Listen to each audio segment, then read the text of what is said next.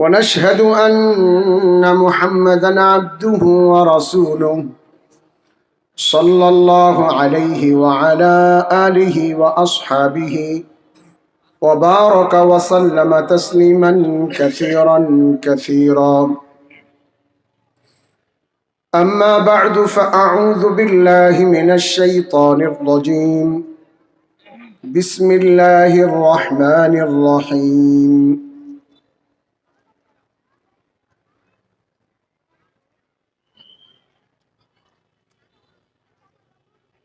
من عمل صالحا من ذكر أو أنثى وهو مؤمن فلنحيينه حياة طيبة ولنجزينهم أجرهم بأحسن ما كانوا يعملون. وقال تبارك وتعالى: كل نفس ذائقة الموت ثم إلينا ترجعون. وقال رسول الله صلى الله عليه وسلم: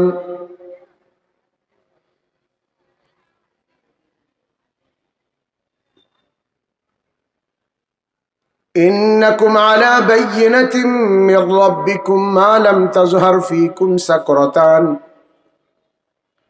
سكرة حب العيش وسكرة الجهل، وأنتم تأمرون بالمعروف وتنهون عن المنكر وتجاهدون في سبيل الله، فإذا ظهر فيكم حب الدنيا وسكرة الجهل فلا تأمرون بالمعروف ولا تنهون عن المنكر ولا تجاهدون في سبيل الله، فالقائمون يومئذ بالكتاب والسنة كالسابقين الأولين من المهاجرين والأنصار. وقال عليه الصلاة والسلام: أكثروا من ذكر هازم اللذات، أو كما قال رسول الله صلى الله عليه وسلم। মৃত্যুর স্মরণ এমন একটা সিফত, এমন একটা শক্তিশালী নসিহত। হযরত ওমর ইবনে খাত্তাব রাদিয়াল্লাহু তাআলা আনহু, হযরত ওমর ইস্পাত হৃদয়ের মানুষ, কঠিন। হযরত ওমর কত কঠিন ছিলেন। আমাদের দারুল উলুম দেওবন্দের এক উস্তাদ সবকের দৌরানে দর্স, সবকের মাঝখানে একবার প্রসঙ্গক্রমে তিনি বললেন যে হযরত ওমর মসজিদ থেকে বের হইছেন, তো আমিরুল মুমিনিন হিসেবে ওনার সাথে আরো কিছু লোকজন বের হইছে। সম্মানিত গুরুত্বপূর্ণ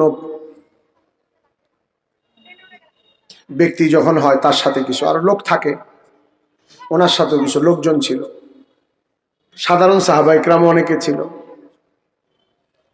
হযরত ওমর রাদিয়াল্লাহু তাআলা আনহু কিছু দূর গিয়ে ওনার কোনো কিছু একটা মনে পড়ছে, যেমন আমরা মসজিদে চাবি রেখে আসছি, মোবাইল ফেলে আসছি, ঘড়ি রেখে আসছি, এরকম কিছু একটা মনে পড়লে হঠাৎ যেমন মুখ ফিরায় ফেলি, তো হযরত ওমর হঠাৎ করে মুখ ফিরাইছেন। হযরত ওমর কত কঠিন আল্লাহর হুকুমের ব্যাপারে, রব বা রব এবং শ্রদ্ধাজনিত ভয় যাকে বলে, রবদার ব্যক্তি ছিলেন উনি। ফেরাতে একজন বা দুইজন লোক দাঁড়ানো থেকে বসে গেছেন কিংবা বেহুশ হয়ে গেছেন যে হযরত ওমর বোধহয় রাগ করছে। এরকম ইস্পাত হৃদয়ের ওমর, তিনি রাসূল সাল্লাল্লাহু আলাইহি ওয়াসাল্লামের সান্নিধ্য সোহবত ছাড়া বাকি যে নসিহত থেকে সবচেয়ে বেশি উপকৃত হয়েছেন সে নসিহতটা হলো জিক্রে মৌত, মৃত্যুর স্মরণ। এটা হযরত ওমরের কাছে খুব প্রিয় ছিল। এই জন্য হযরত ওমরের আংটি, এখন যেমন মানুষ স্ট্যাম্প ব্যবহার করে, সিল ব্যবহার করে, ব্যাংকে আপনার প্রাতিষ্ঠানিক সিল থাকে। হযরত ওমরের তখনকার জামানাতে মানুষ স্ট্যাম্প বা সিল ব্যবহার করত, আংটির মধ্যে কালি লাগায়ে চিঠির মধ্যে ছাপ দিত। হযরত ওমর রাদিয়াল্লাহু তাআলা আনহু তার আংটির মধ্যে, যেমন আমরা দেখছি রসুলের আংটির একটা নমুনা পাওয়া যায়, কি লেখা ছিল? রসুলের আংটির মধ্যে কি লেখা ছিল? মুহাম্মাদুর রাসূলুল্লাহ। হযরত ওমরের আংটিতে লেখা ছিল কাফা বিল মাউতি ওয়াইজান, কাফা বিল মাউতি ওয়াইজান, নসিহতের জন্য মৃত্যুই যথেষ্ট। এক মৃত্যুই মানুষের নসিহার জন্য যথেষ্ট। অনেক কথা একটা মানুষকে বুঝানো, নামাজ পড়েন, নামাজের মধ্যেই কল্যাণ, নামাজ কবরে কাজে আসবে, রোজা রাখেন, রোজা রাখার দ্বারা গুনাহ থেকে বাঁচার জন্য, শয়তান থেকে আত্মরক্ষার জন্য ঢাল হবে, রোজা সুপারিশকারী হবে, কিয়ামতের দিন মুখ থেকে সুগন্ধ আসবে, অনেক নসিহত, প্রত্যেকটাই হাদিস থেকে প্রমাণিত, ঠিক আছে। কিন্তু যদি কোনো ব্যক্তিকে এ কথা বুঝানো যায়, যার দিলের মধ্যে এ কথাটা জীবন্ত থাকে, বিরাজমান থাকে, সার্বক্ষণিকভাবে সেই কথা স্মরণ করে, দুনিয়া থাকার জায়গা না, থাকতে পারবো না, হাজার চেষ্টা করেও এই নসিহাটা যদি তার মধ্যে শক্তিশালী হয়, তো নামাজ, ফাজাইলে নামাজের অনেকগুলি হাদিস পড়ে যতটুকু না তার হিম্মত হইছে, তার চেয়ে বেশি হিম্মত দাঁড়ায় গেছে এই কথা মনে পড়ে যে মরতে তো হবে, আল্লাহর সামনে দাঁড়াইতে তো হবে। দুনিয়া বেঁচে থাকার জায়গা না, বাঁচার জায়গা না, দুনিয়া মরার জায়গা। এই জন্য দুনিয়াতে কেউ বাঁচলে আশ্চর্য হয়, মরলে আশ্চর্য হয় না। আমার বন্ধু আজকে, আমার ভাই যে মারা গেছেন, এতে আমরা দুঃখিত হইছি, ব্যথিত হইছি, কষ্ট পাইছি, কিন্তু আশ্চর্যান্বিত হই নাই। এই জন্য যে এটা আশ্চর্যের কিছু না, এটা তো হওয়ার কথাই ছিল। এটা যিনি গেছে সেও অনেক নিজেও স্মরণ করছে, এই কথা বলছে, এবং কি উনি জমজমের পানি পান করছেন এই কথা বলে যে আল্লাহ আপনি আমাকে আপনার রাস্তায় মৃত্যু দেন, নামাজের মধ্যে মৃত্যু দেন। এই দোয়াও সে জমজমের পানি পান করে করছে, আল্লাহ তার দোয়াকে কবুল করে নিছে। তো দুনিয়া বাঁচার জায়গা না। এই জন্য আজকে তার ব্যাপারে অনেক ইন্টারনেটের মধ্যে বিভিন্ন খবরাখবরের মধ্যে তার কথা আসছে। ইস্তেমাতে তিনি অনেক খেদমত আঞ্জাম দিতেন। এই সব মেসেজ বা সমস্ত খবরাখবরের উদ্দেশ্য হলো দুঃখ, আফসোস, ব্যথা। মানে এই খবরগুলির শব্দ ভিন্ন, কিন্তু এই শব্দ ও বাক্যের পেছনের পর্দার আড়ালের বিষয়টা ছিল যে আমরা অত্যন্ত আফসোস করতেছি এবং আমরা ব্যথিত হচ্ছি, দুঃখিত হচ্ছি। পক্ষান্তরে আপনাদের এই নড়াইবাগে একজন লোক পাওয়া গেছে যার বয়স 100 বছর হয়েছে। কেউ একজন তার ছবি তুলে ইন্টারনেটে ভাইরাল করছে যে আমাদের নড়াইবাগে ঢাকার এই প্রান্তে এই লোকটা, এর বয়স 100 বছর। তো মৃত্যুর সংবাদ যেমন একটা সংবাদ, কিন্তু পিছনে একটা উদ্দেশ্য হলো ব্যথা, দুঃখ প্রকাশ। এটাও একটা সংবাদ, কিন্তু এটার পিছনে দুঃখ না, এইটার পিছনে হলো আশ্চর্য। কি আশ্চর্য? যে এই লোক তো আরো 20-30 বছর আগে মরে যাওয়ার কথা ছিল, এখনো মরে নাই। 100 বছর হইছে, তা না হলে 80 বছর, 88, 90, আরো তো অনেক বয়সের লোক আছে, তাদের ছবি তো আসলো না। 100 বছরের এই লোকটার ছবি দিয়ে বোঝানো হয়েছে যে রাসূল করিম সাল্লাল্লাহু আলাইহি ওয়াসাল্লাম ইরশাদ ফরমান, আমারু উম্মতি মা বাইনা 60 ওয়া 70 সানা ওয়া কলিলুম মা ইয়াতাজাওয়াজুন। আমার উম্মতের গড় আয়ু 60 থেকে 70, খুব কম লোকেরা এটাকে ক্রস করবে, অতিক্রম করবে। তো দিনই দৃষ্টিভঙ্গিতেও 60-70-এ চলে যাওয়ার কথা, আর স্বাস্থ্যগত ফিটনেসের কারণে আরেকটু বেশি হইলে এই জামানায় 80-90 হওয়ার কথা। কিন্তু আশ্চর্যের বিষয়, এই লোকটা এখনো মরে নাই। আপনারা দেখেন তার ছবি। এইটা হলো সংবাদের পিছনের অর্থ। আশ্চর্য, দুনিয়াতে বেঁচে থাকাটা আশ্চর্যের, মরাটা আশ্চর্যের না। সুতরাং খুব সহজভাবে আমরা এখান থেকে একটা নসিহা নিতে পারি। সে নসিহাটা হলো যে আল্লাহ তাআলা আমাদেরকে দুনিয়াতে পাঠিয়েছেন, 60, 70, 80 বছরের একটা জীবন দিয়েছেন। এই জীবন প্রদানের উদ্দেশ্য হলো তোমার মৃত্যুটাকে তুমি সুন্দরভাবে বানাও, সুন্দর করো, তৈরি করো। আমরা যেমন বলে না যে বাড়ি তৈরি করে, বাড়ি বানায়, ইট একটা একটা ইট সমানভাবে গাঁথে সুতা দিয়ে যাতে বাঁকা না হয়, প্লাস্টার করে, সে প্লাস্টারের মধ্যে শুকানোর পরে পানি দেয় যাতে ফেটে না যায়, তারপরে তার মধ্যে রং করে, আস্তর করে, তার মধ্যে কারুকার্য করে, ইন্টেরিয়র করে, তারপরে এসব কাজ করতেছে, মানে কি বাড়িটাকে সুন্দর বানাচ্ছে। তা না হলে ইটের গাঁথুনি আর ছাদ যখন হয়ে গেছে তো দরজা লাগাইলেই তো এই বাড়িতে থাকা যায়। মানুষের খরচ ফাউন্ডেশনের পর বাকি খরচ সাজসজ্জায় বেশি হয়, ডেকোরেশনে বেশি হয়, ইটের গাঁথুনিতে তেমন বেশি পয়সা না। তো বাড়িটাকে যেমন সুন্দর বানায়, তো প্রকৃতপক্ষে আল্লাহ তাআলা আমাদেরকে দুনিয়াতে 60 বছরের বা 70 বছরের জীবন দিয়েছেন মৃত্যুটাকে এরকম সজ্জিত করার জন্য, মৃত্যুটাকে সুন্দর বানানোর জন্য। মৃত্যুটাকে সুন্দর বানাও। মৃত্যু কিভাবে সুন্দর বানাবো? মৃত্যু সুন্দর বানানোর প্রক্রিয়া হলো জীবন সুন্দর করা। কারণ তামুতুন কামা তাহইয়ুন, তোমার মৃত্যু ওইভাবে হবে যেভাবে তুমি জীবন যাপন করবে। ওয়াতুহশারুন কামা তামুতুন, আর তোমাকে হাসরের ময়দানে ওইভাবে উঠানো হবে যেভাবে তোমার মৃত্যু হবে। মৃত্যুর প্রস্তুতি এটা না যে কবরে আমার প্রশ্ন হবে, প্রশ্নগুলি মুখস্থ করি, লিখে নিয়ে যাই, কাফনের কাপড়ের মধ্যে প্রশ্নোত্তর লিখে নিয়ে যাই, হাতে কাগজ নিয়ে যাই, রেকর্ড করে নিয়ে যাই। এটা মৃত্যুর প্রস্তুতি না।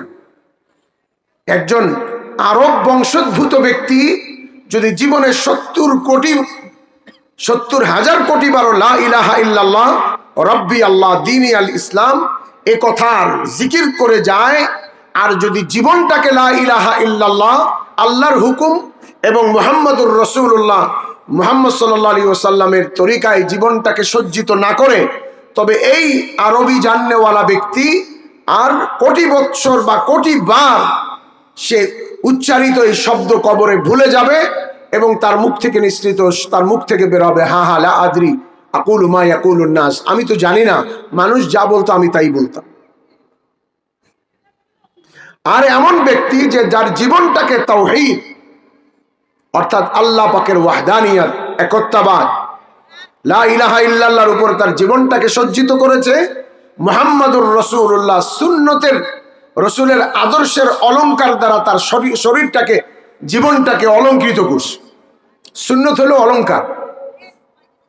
যেমন মেয়েদেরকে বিয়ের সময় সাজায় না, তো ভালো কাপড় পরাইছে, তারপরে কি করে, চেহারা মেকআপ করে, অলংকার।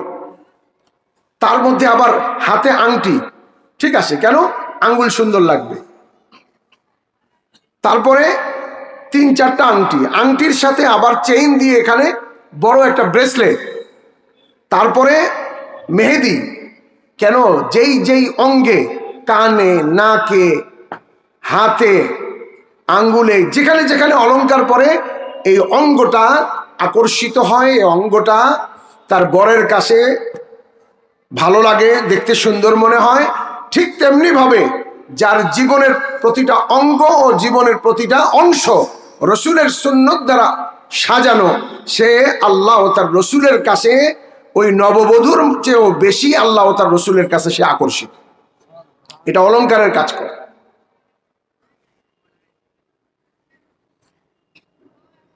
তো মৃত্যু ওরকম হবে যেরকম জীবনযাপন হবে। আমরা আজকে দীর্ঘ সময় যে নসিহতগুলি শুনছি, নামাজের কথা শুনছি, সত্য কথা শুনছি, ইনসাফের কথা শুনছি, এই গোটা সিফত দিয়ে যদি জীবনটাকে সাজানো হয় তবেই মৃত্যুটা সুন্দর হবে। শুধু নামাজও না, একজনের নামাজ পড়ে কিন্তু সে মা বাবার সাথে খারাপ ব্যবহার করে, মা বাবার সাথে ভালো ব্যবহার করে, স্ত্রীর সাথে খারাপ আচরণ করে, সে মাহফিলে দান সদকা করে, মাদ্রাসা চালায়, হজ করে, ওমরা করে, দাড়ি রাখছে, পাগড়ি পরে, জিকির করে, তবলিগ করে, কিন্তু হুকুকুল ইবাদ, বান্দার হক, মা বাবার হক আদায় করে না, স্ত্রীর হক আদায় করে না, সন্তানের হক আদায় করে না, তো তার জীবনটা সুন্দর নয়। নামাজ হওয়া সত্ত্বেও, নামাজ পড়া সত্ত্বেও তার জীবনটা সুন্দর নয়। নামাজ পড়া সত্ত্বেও সে সত্যিকার প্রকৃতপক্ষে দিনদার নয়। নামাজ তো মুনাফিকরাও পড়ছে। ওয়ালা ইউকিমুনা সলাতা ইল্লা ওয়াহুম কারি ওয়ালা ইয়াকুমুনা ইল্লা ওয়াহুম কুসালা। মুনাফিকরা অলসতার সাথে নামাজ পড়তো, তারা দান সদকাও করতো, কিন্তু শুধু নামাজ নয়, বান্দার হক আদায়। মৃত্যুটা সুন্দর হবে জীবনটাকে যদি আল্লাহর হুকুম নবীর তরিকা দ্বারা সজ্জিত করা হয়। যেভাবে জীবন চালাবে মৃত্যুটা ওইরকমই হবে।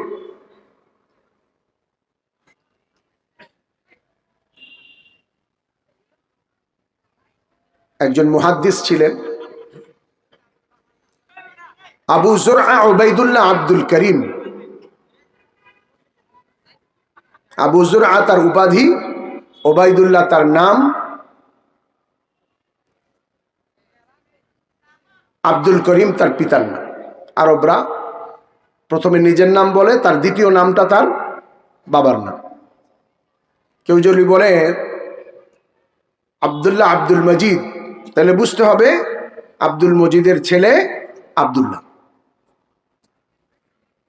তো আবু যুরআ উবাইদুল্লাহ আব্দুল করিম, যুরআর পিতা উবাইদুল্লাহ আব্দুল করিম সাহেবের ছেলে। এই মুহাদ্দিস সাহেব জিন্দেগির পর হাদিস পড়াইছে।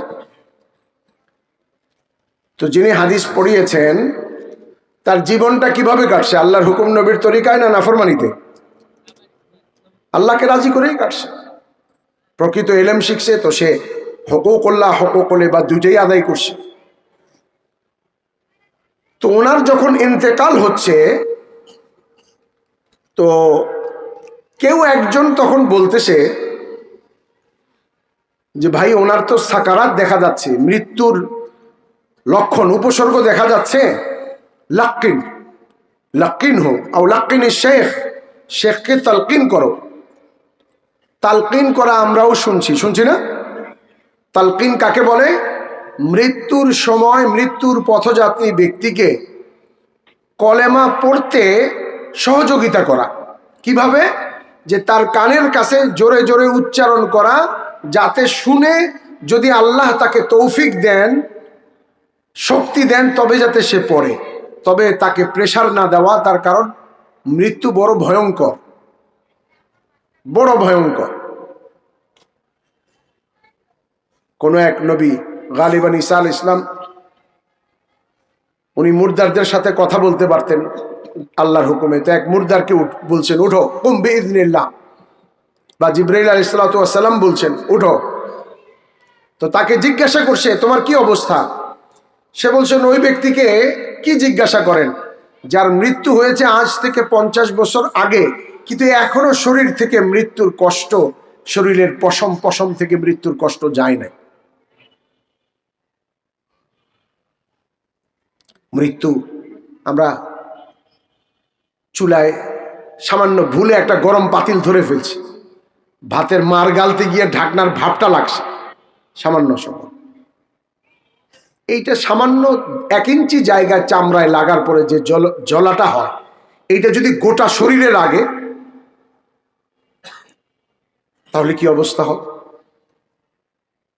তবে হ্যাঁ, এই কষ্টটা অনেক সময় দেখা যায় এই কষ্ট হচ্ছে, কিন্তু বাস্তবে হয় না। নির্ভর করে তার জীবনটা ঈমান, ইসলাম, দ্বীন, আল্লাহর হুকুম, নবীর তরিকা, তাকওয়া, তাহারাত ইত্যাদি গুণাগুণের উপরে যদি কেটে থাকে, তাহলে দেখতে যদি দেখা যায় সে আগুনে জ্বলে গেছে, বিভিন্নভাবে তার মৃত্যু হইছে, তাও সে তার বলা চলে যে বাস্তবে ওই কষ্ট আল্লাহ তাআলা তাকে দেন না।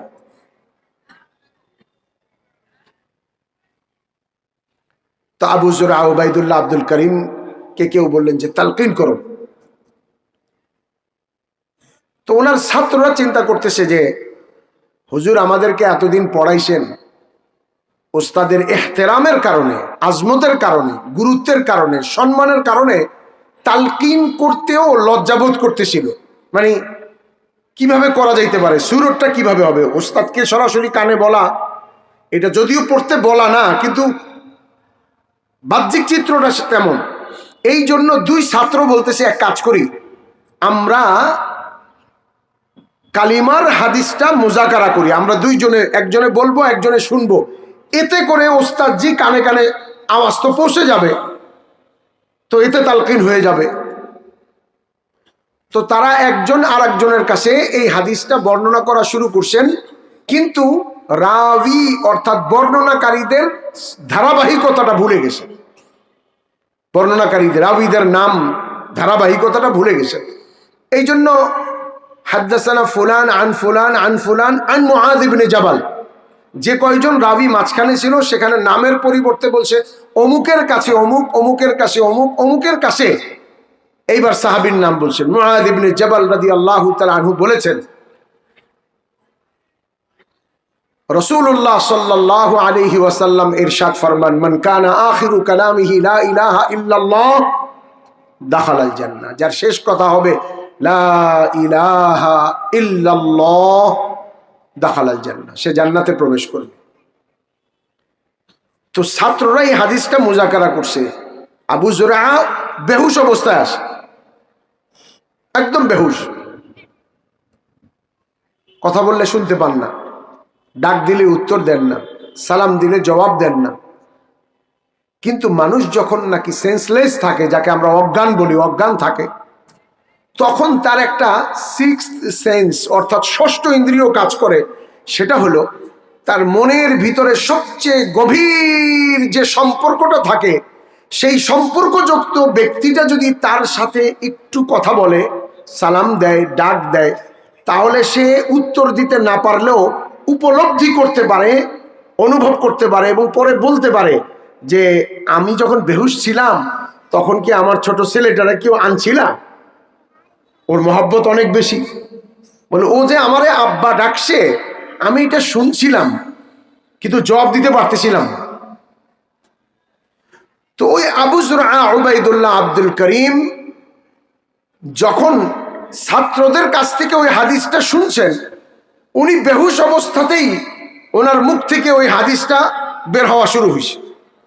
তারা বলছে বর্ণনাকারীদের নাম ব্যতি রেখে, নাম ছাড়া, অমুকের থেকে অমুক, কিন্তু আবু যুরআ ওই হাদিসটাই বর্ণনা করছেন বর্ণনাকারীদের নাম সহ,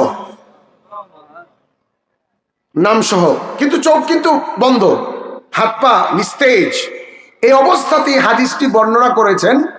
এবং যখন তিনি উচ্চারণ করেছেন মান কানা আখিরু কালামিহি লা ইলাহা ইল্লাল্লাহ দাখালাল জান্নাহ, এই শব্দ উচ্চারিত হওয়ার সাথে সাথেই তার জান বের হয়ে গেছে। লা ইলাহা ইল্লাল্লাহ বলা শেষ, জানও বের হয়ে গেছে। যেমন আমার ভাইয়ের কথা বললাম আজকে, সে হয়তো কলেমা পড়তে পারে নাই, কিন্তু তার এই নামাজের ভিতরে থাকাটাই কলেমার দলিল।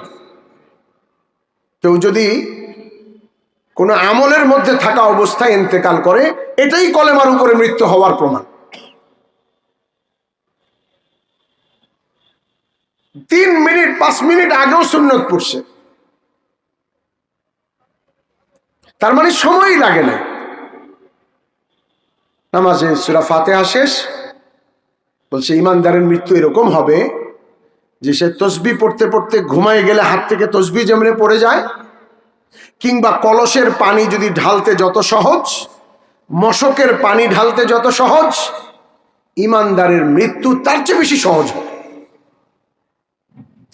এমনকি সে মৃত্যুর সময় বুঝতেই পারে নাই, এরকমও হবে মৃত্যুর পরে বুঝতেছে যে ওহো আমাকে তো খবর দেওয়া হয়ে গেছে, আমাকে তো বারজাখে নিয়ে আসা হয়েছে। সূরা ইয়াসিনের মধ্যে আসে,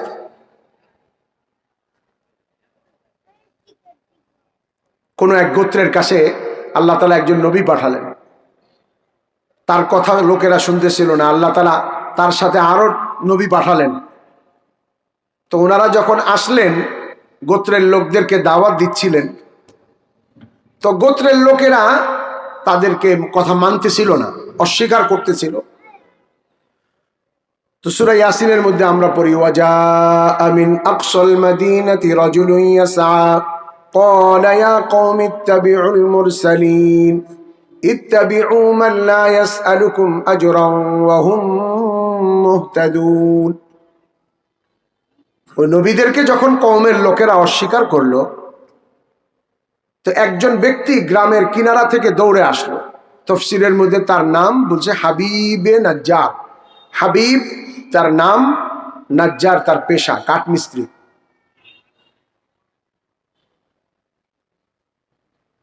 তো সে দৌড়ে এসে মানুষদেরকে বলল যে তোমরা এমন লোকদের অনুসরণ করো, এদের কথা মেনে নাও যারা তোমাদের কাছে কোনো বিনিময় চায় না, তোমাদের কাছে কোনো টাকা চায় না, পয়সা চায় না, অথচ তারা সঠিক কথা বলে এবং তারা নিজেরাও সঠিক পথের উপরে আসে, এদের কথা মেনে নাও।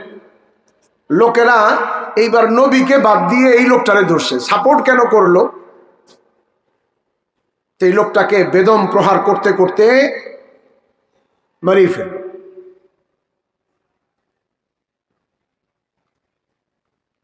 আমাদের কাছে মনে হয় যে এটা কিভাবে সম্ভব একটা লোককে পিটায় মারার।